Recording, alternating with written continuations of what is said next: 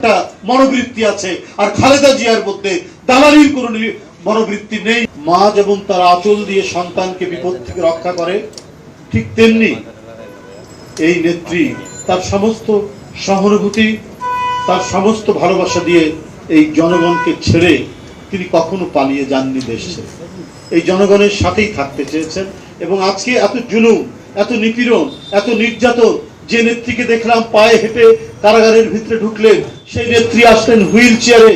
আজকে একের পর এক রোগাক্রান্ত, একের পর এক অসুস্থতায় তিনি ভুগছেন। এটার অন্য কোনো কারণ নেই, এটার অন্য কোনো নতুন করে ব্যাখ্যার কোনো প্রয়োজন পড়ে না। একমাত্র এই চক্রান্ত নীল নকশা হচ্ছে শেখ হাসিনা। উনাকে তিলে তিলে নিঃশ্বাস করার জন্য কারাগারে নিয়ে যাওয়া হয়েছে এবং খাবারের মধ্যে নানা ধরনের ওষুধ প্রয়োগ করে আজকে তার শরীরের নানা অসুস্থতায় তিনি ভোগাচ্ছেন। এটা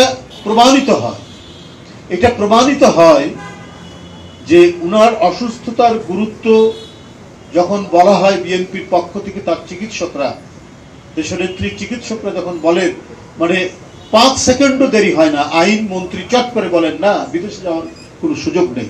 তাহলে আপনার নেত্রীর কি করে সুযোগ হয়েছিল? কোন আইনে সেটা সম্ভব হয়েছিল?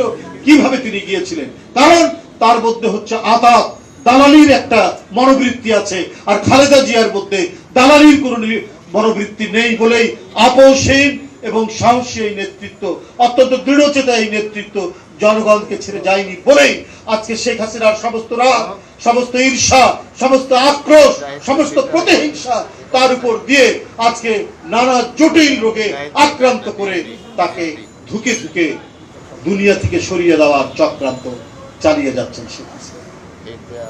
আর সেটার কারণেই আমাদের প্রিয় নেত্রী, উনি তো 2017 সালে লন্ডনে গিয়েছিলেন চিকিৎসার জন্য, উনার চোখে অস্ত্রোপচার হয়েছে।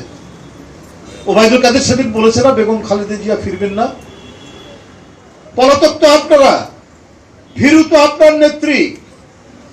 75-এর 15ই আগস্টের সেই মর্মান্তিক ঘটনার পরে উনি তো ছুটে আসেননি।